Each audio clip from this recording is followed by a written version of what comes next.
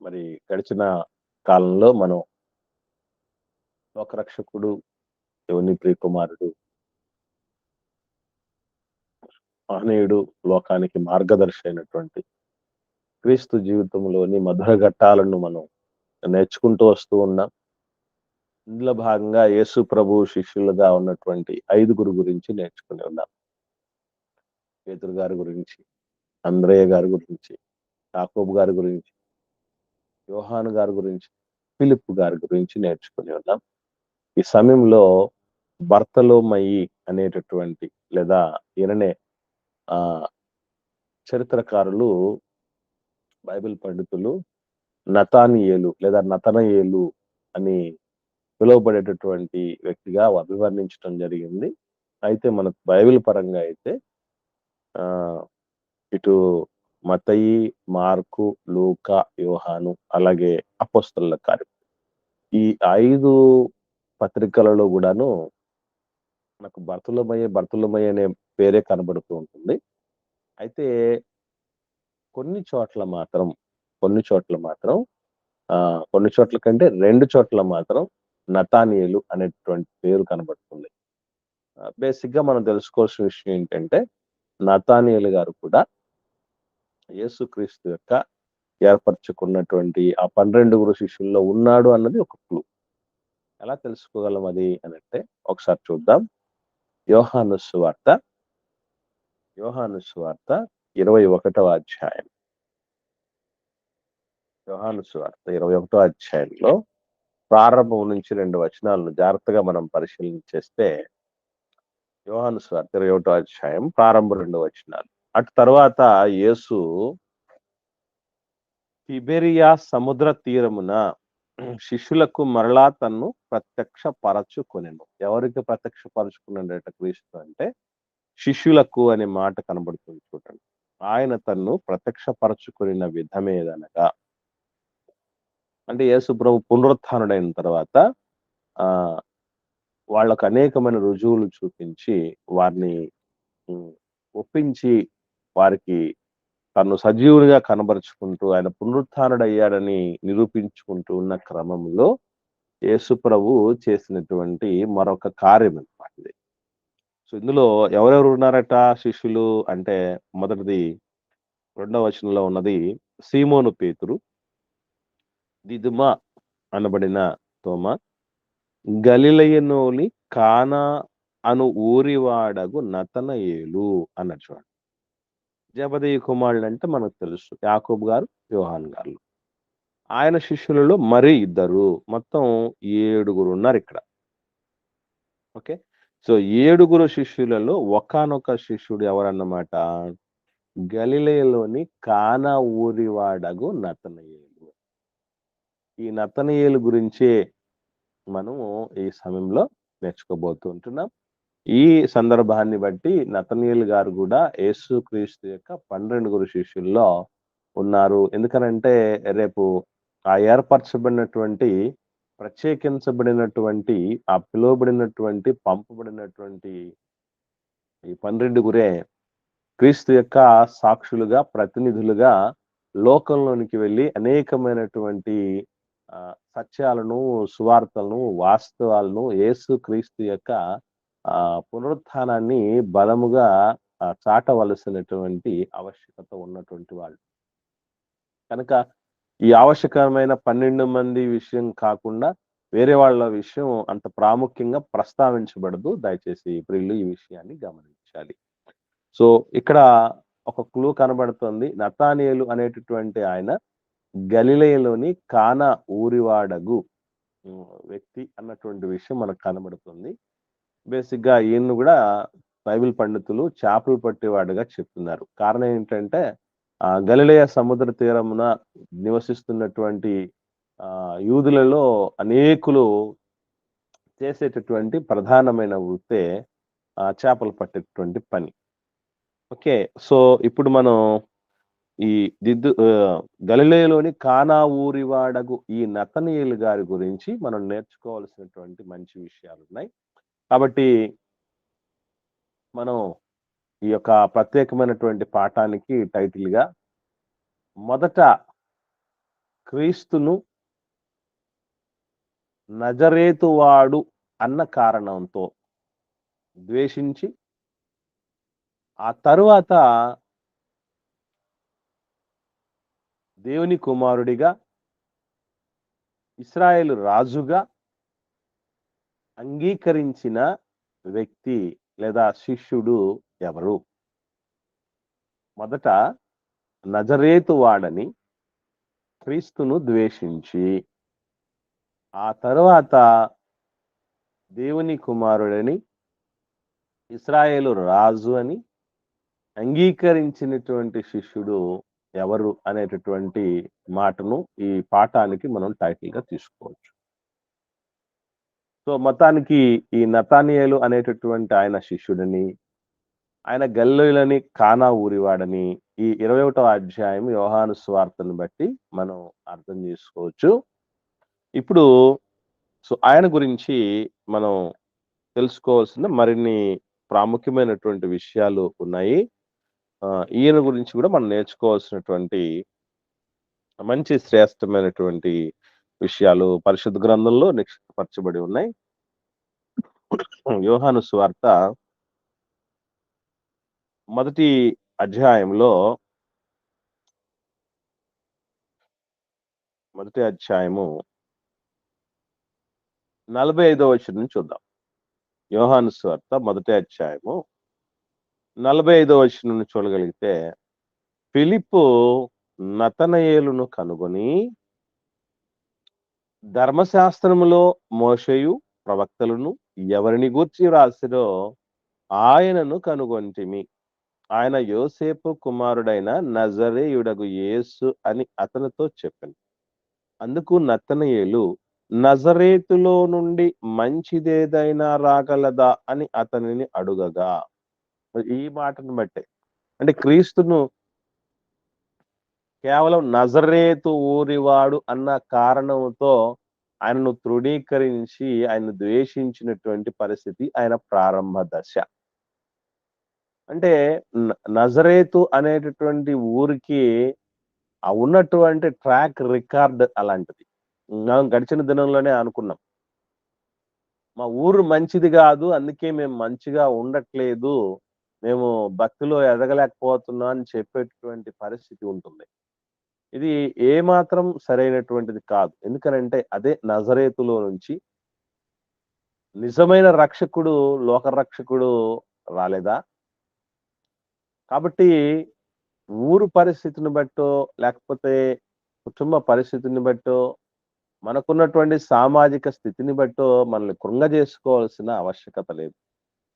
ఆ విధంగా అనుకొని ఉంటే సొదొమ గొమొర్రాల మధ్య నివసించినటువంటి ఆ దుర్మార్గుల కామ వికారయుక్తమైన కార్యాలు జరిగిస్తున్న వారి మధ్య బ్రతుకుతున్నటువంటి ఆయన లోతు గారు నీతిమంతుడుగా నేను నిలిచి ఉన్నాడు, ఆయన ఏం చెడిపోలేదు అన్నటువంటి విషయం పరిశుద్ధ గ్రంథం చాలా స్పష్టంగా సెలవిస్తుంది, మనకు తెలుసు. కాబట్టి బురదలో మొలిచినంత మాత్రం చేత కలువకి బురద మలినం అంటదు, అది అంటకుండానే బ్రతుకుతుంది. అలాంటి పరిస్థితులు మనం ఆలోచన చేయాలి. అయితే అందరిలాగే ఒక సాధారణీకరణానికి వచ్చాడు. నజరేత్ అనేటువంటి పట్టణం చరిత్రలో మనం ఆలోచన చేయగలిగితే చాలా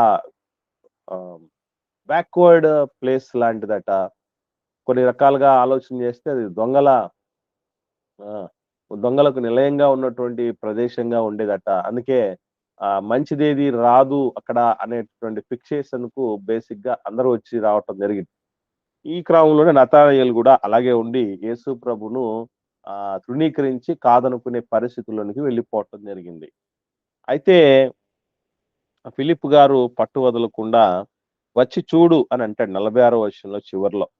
ఆ ఫిలిప్ చెప్తే, యేసు ప్రభు నతనయేలు తన యొద్దకు వచ్చుట చూచి, ఇదిగో ఇతడు నిజముగా ఇశ్రాయేలీయుడు, ఇతని యందు ఏ కపటమును లేదని అతని గూర్చి చెప్పాను.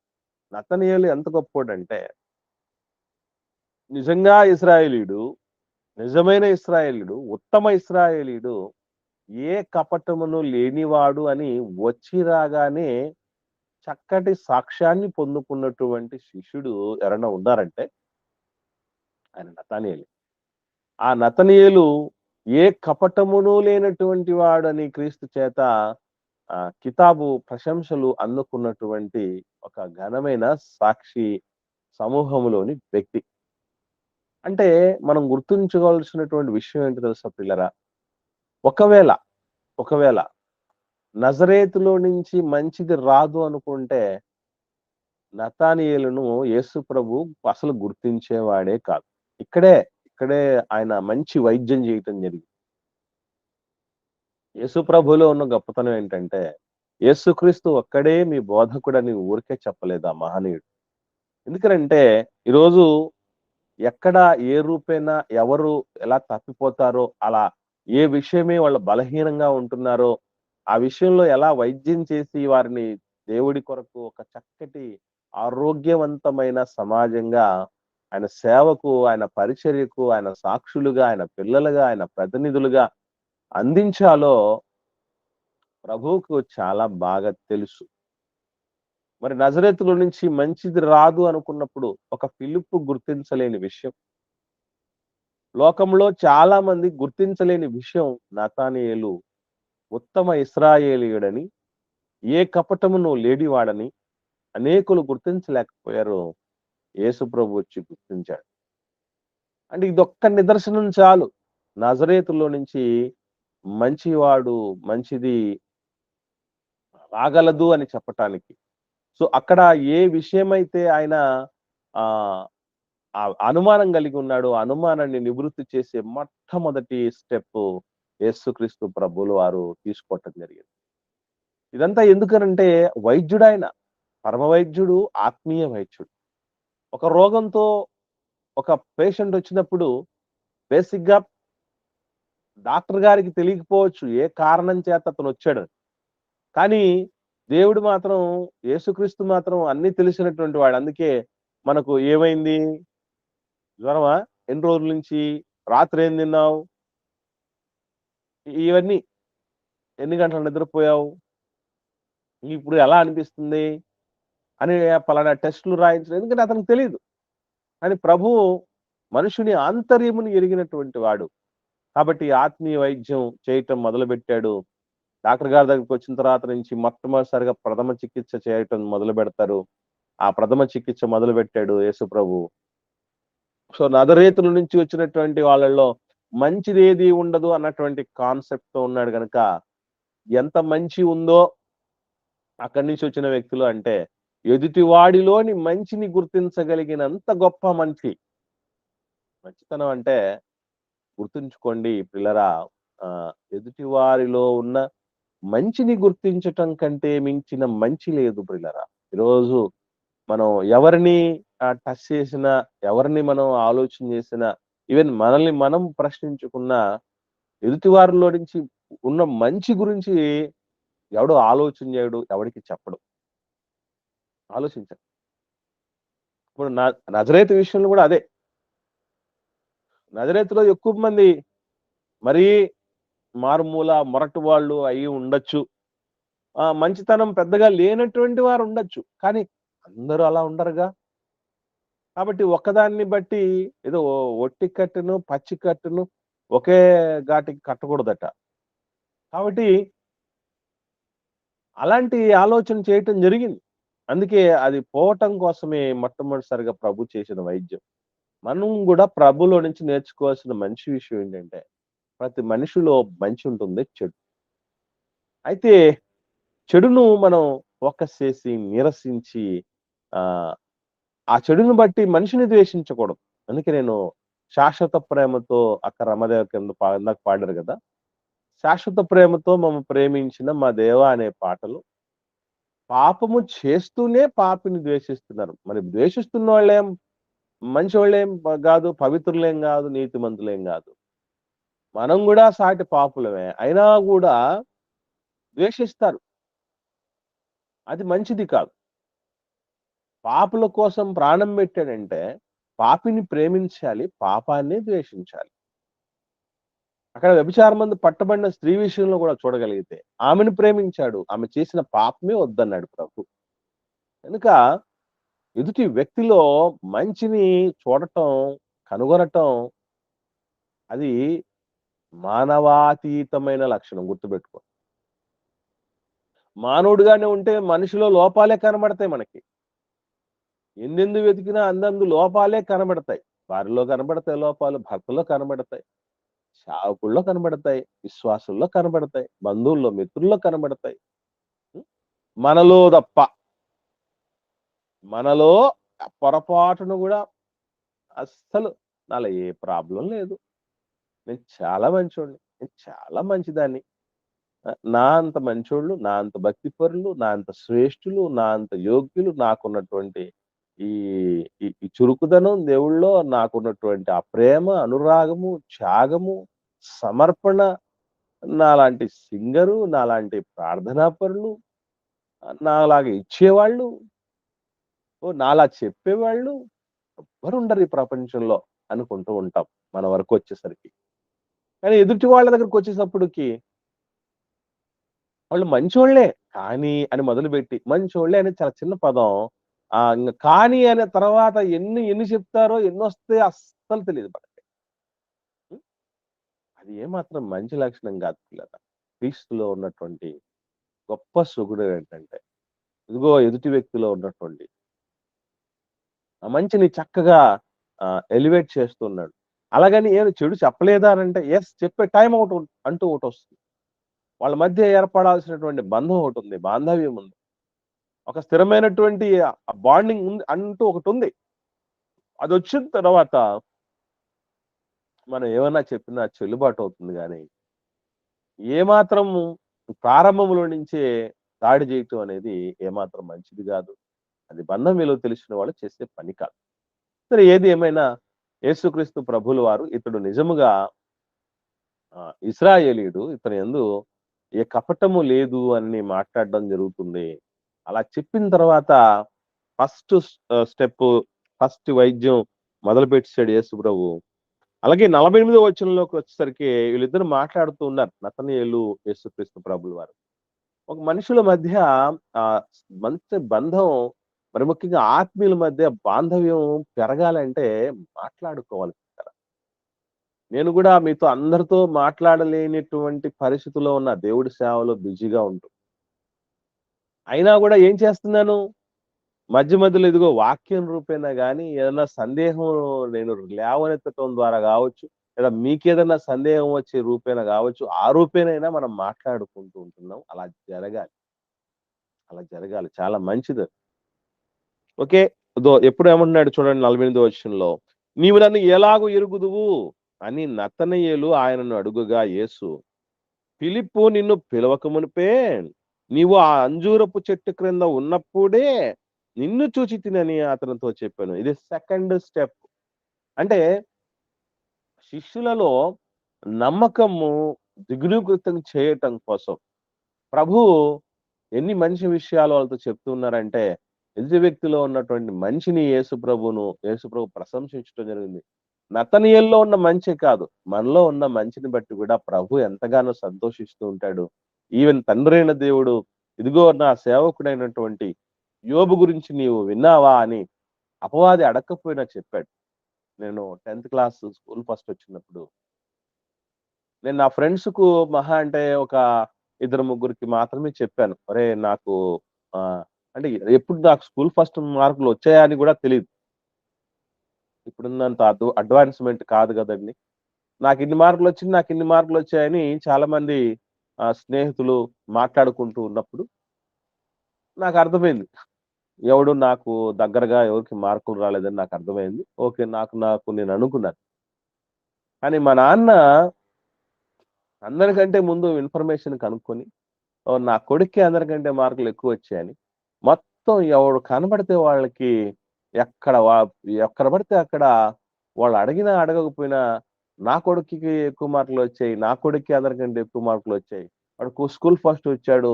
వాడొస్తాడని నాకు తెలుసు. అందరికి టామ్ టామ్ చేశాడు. అంటే మనలో ఉన్న మంచిని ముఖ్యంగా ఎవరు లోకానికి చాటగలరంటే మన సొంత వాళ్ళకి చాటగలరు. మనతో ఒక అనుబంధం కలిగిన వాళ్ళకి చాటగలరు. యేసు ప్రభుల వారు సొంతవాడిగా అన్నట్టుగా, నన్ను పూర్తిగా ఎరిగినవాడు, తెలిసినవాడిగా అన్నట్టుగా చెప్తూ వచ్చాడు నతానీయేలు గురించి. రేపు మన గురించి కూడా తెలిసిన వాడే గనక, మనము గూడా నతానీయేలు గారు లాంటి కపటము లేనటువంటి వారముగా, నిజమైనటువంటి క్రైస్తవులుగా ఉంటున్నప్పుడు, ప్రభు చేత మనం ప్రశంసలు పొందుకోగలం. ప్రభు చేత మనం దీవెనలు పొందుకోగలం. ఆశీర్వాదాలు పొందుకోగలం. ఆదర్శంగా ఉండగలం. ధైర్యంగా ఉండగలం. సంతృప్తిగా ఉండగలం ప్రియులారా. ఈ నతానీయేలు జీవితం మనకు చెప్తున్నదదే. నన్ను నా యొక్క జీవితాన్ని బట్టి, నా యొక్క జీవన శైలిని బట్టి, నాకున్న ఆదర్శాన్ని బట్టి నా ప్రభువు నన్ను ఉన్నతంగా ప్రశంసించాడు. మరి కొనియాడాడు. మరి నీ నీ సంగతేంటి? మనల్నే నతానీయేలు గారి స్థానంలో మనల్ని పెడితే, ప్రభువు మనల్ని ఏమంటాడసలు? ఎలా ట్రీట్ చేయగలడంటారు? ఈరోజు అసలు మనం కనీసం ఈ చిన్న చిన్న విషయాల్లోనే మనం నిరూపించుకోలేకపోతున్నాం భక్తి జీవితంలో. చాలా బాధాకరమైనటువంటి విషయం పిల్లరా. ఏవండీ? చూద్దాం. మంచి విషయాలు మనం ఆలోచన చేస్తూ ముందుకు సాగుదాం. ఇవి నన్ను ఎలా ఎరిగి ఉన్నావని అడగగానే, నాయనా నువ్వు అంజూరపు చెట్టు కింద ఉన్నప్పుడే నిన్ను చూశాను అని అన్నప్పుడు, వెంటనే నతనయేలు అర్థం చేసుకున్నాడు. అమ్మో! నేను అపార్థం చేసుకున్నాను ప్రభువా నేను అని లెంపలేసుకున్నట్టుగా మాట్లాడుతూ చెప్తున్నటువంటి మాట. బోధకుడా! నీవు దేవుని కుమారుడవు, ఇశ్రాయేలు రాజవు అని ఆయనకు ఉత్తరమిచ్చెను. నువ్వు మామూలుడి కాదయ్యా. నజరేతులో నుంచి మంచిదేదైనా రాగలదా అని అడిగినటువంటి దాన్ని నేను విత్‌డ్రా చేసుకుంటున్నానయ్యా. నువ్వు దేవుని కుమారుడివే. నువ్వు ఇశ్రాయేలుకి రాజువే.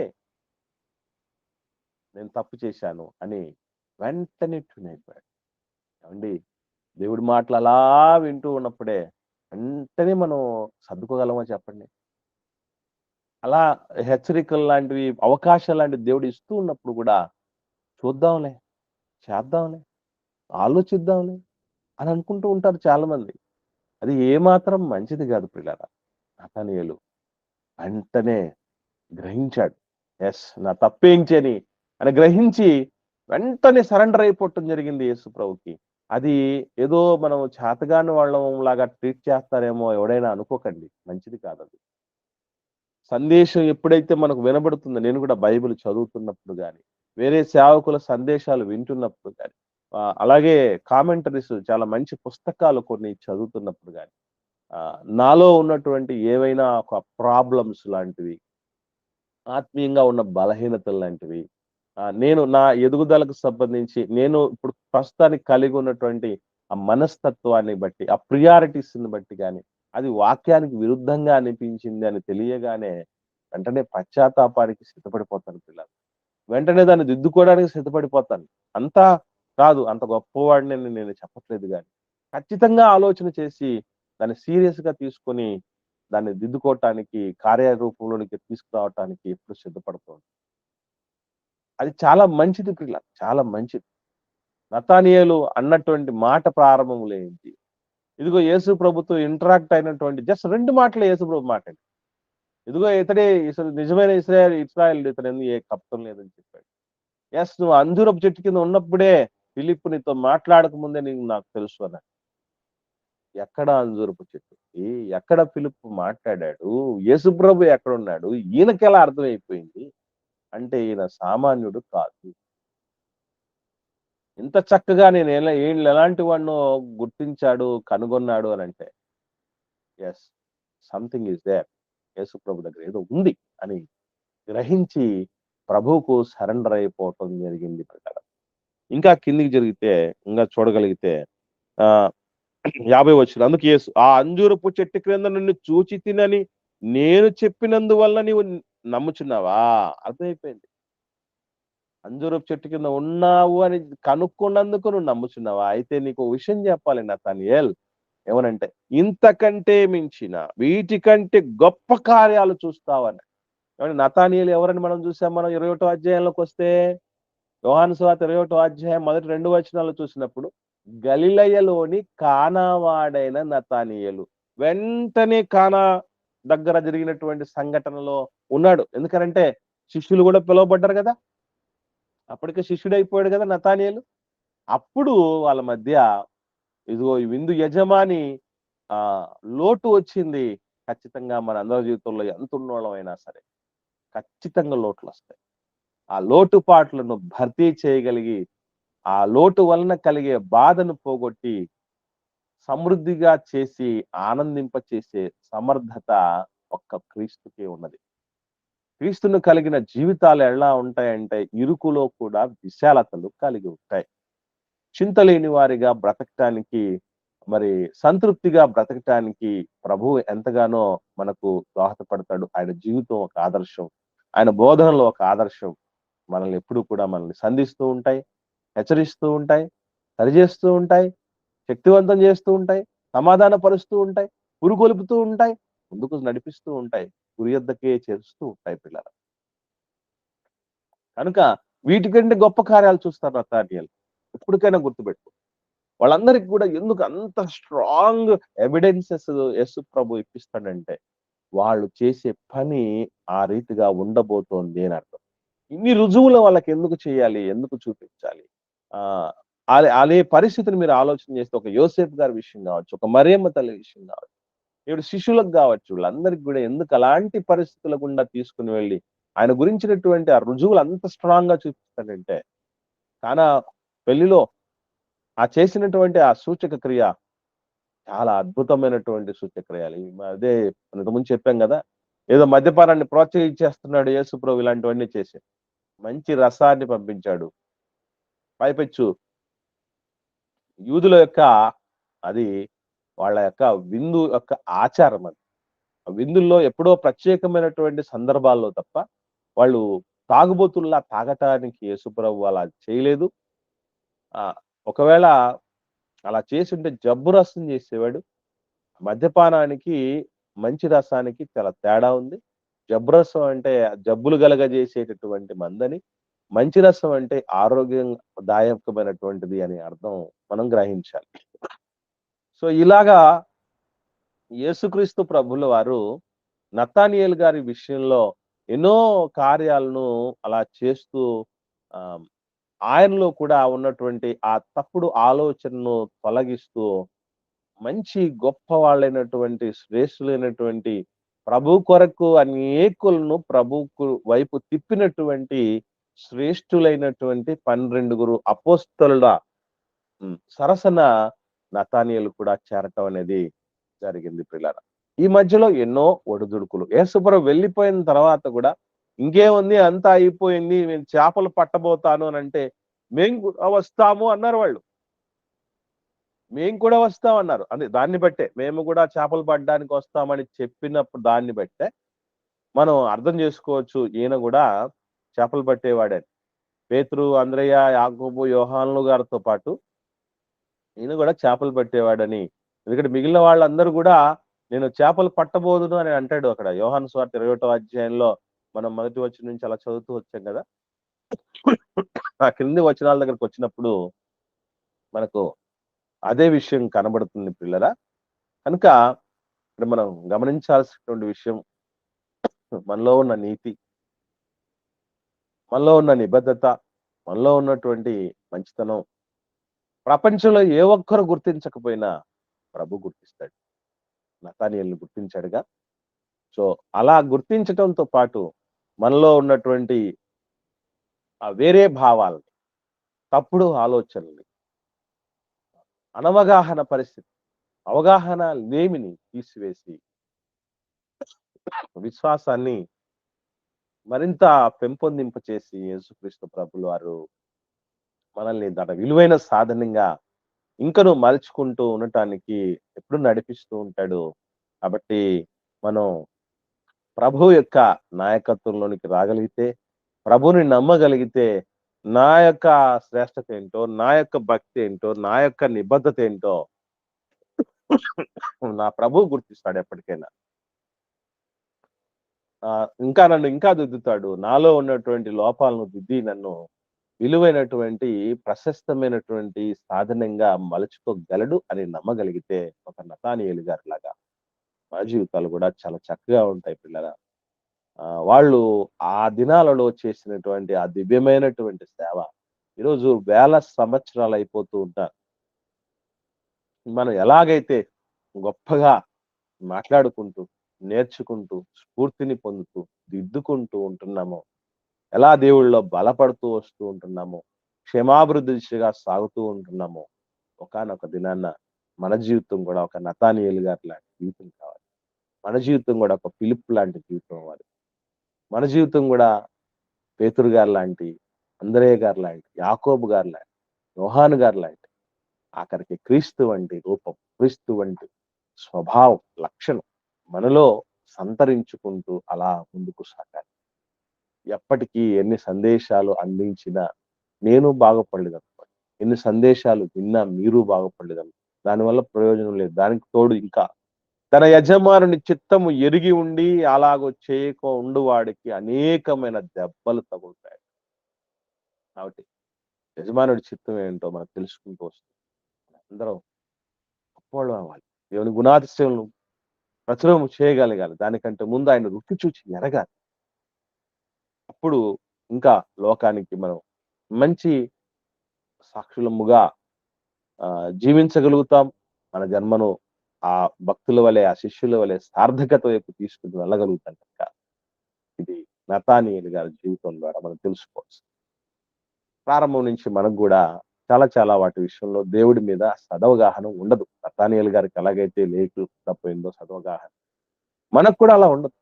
కానీ దేవుడు అవన్నీ క్లారిఫై చేస్తున్నాడు. ఎంత ప్రేమ.